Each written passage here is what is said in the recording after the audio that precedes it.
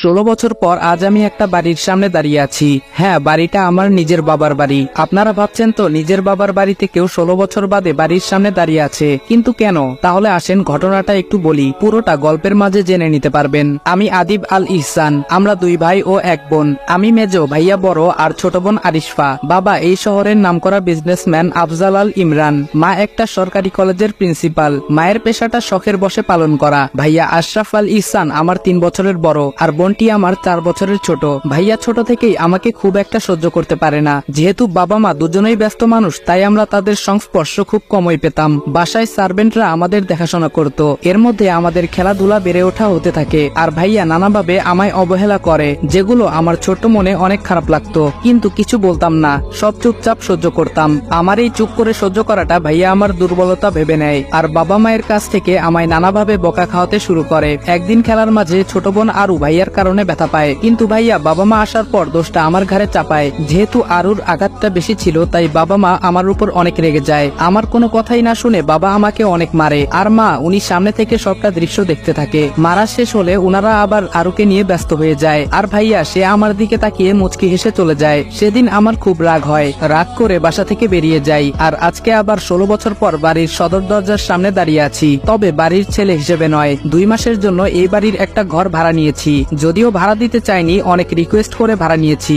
কারণ আমার ছোট বোনটার বিয়ে ঠিক হয়েছে আর আমি থাকবো না তা কি করে হয়। তবে এইখানে ভাড়া নেওয়ার জন্য আরেকটা কারণও রয়েছে, সেটাই রহস্য।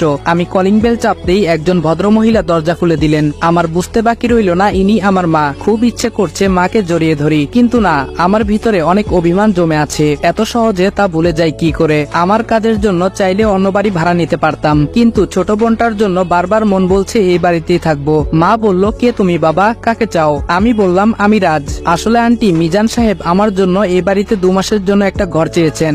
মা বলল, ও আচ্ছা, ভেতরে এসো। ভেতর থেকে একটা মেয়ে বলল, খালামণি এই ছেলেটাকে।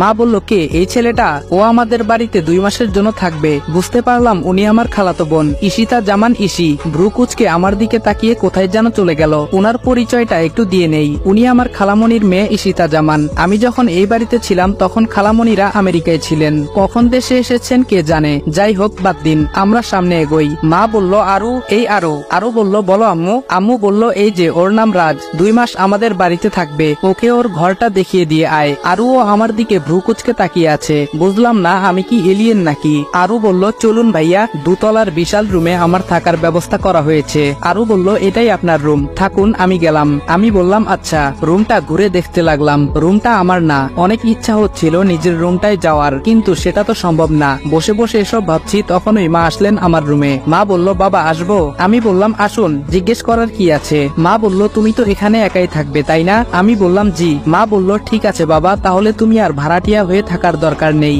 আমাদের সাথে থাকবে, কেমন? আমি বললাম, না। মা বলল, কেন বাবা? আমি বললাম, না, আমি খেতে পারবো না, আপনার কাছে কয়েকটা কথা বলতে চাই। মা বলল, হ্যাঁ বলো। আমি বললাম, আমার এই রুমে যেন কেউ প্রবেশ না করে, এই বিষয়টা আপনি সবাইকে জানিয়ে দিবেন। আর আমি শুধু এই বাড়িতে থাকবই, আমার খাওয়া নিয়ে আপনাদের চিন্তা করতে হবে না, আমি বাইরে থেকে খেয়ে আসবো। মা বলল, কিন্তু কেন বাবা? আমি বললাম, এত কিছু বলতে পারবো না, আপনি আমার কথাটা সবাইকে বলে দিবেন। মা বলল, আচ্ছা বাবা। উনি কথাটা মন খারাপ করে বললেন। আমারও ভেতরটা ছিঁড়ে যাচ্ছিল কথাটা বলতে, কিন্তু বাধ্য হয়েই বলছি। এত সহজে আমার পরিচয় দেওয়া যাবে না, আর মিশন শেষ হওয়ার আগে তো কোনোভাবেই কাউকে ঘরে প্রবেশ করতে দেওয়া যাবে না। যেহেতু এই বাড়ির খাবার খাবো না বলে দিয়েছি, তাই ফ্রেশ হয়ে বেরিয়ে গেলাম, কারণ প্রচুর খিদে পেয়েছে। পাশেই একটা ভালো রেস্টুরেন্টে গিয়ে দুপুরের খাবার খেয়ে বেরিয়ে পড়লাম। বাইরে এসে দেখি বাইক নেই। আমার বাইক কোথায় গেল? আজব তো। হঠাৎ মেয়েলি কণ্ঠে কেউ বলে উঠলো, বাইক খুঁজতে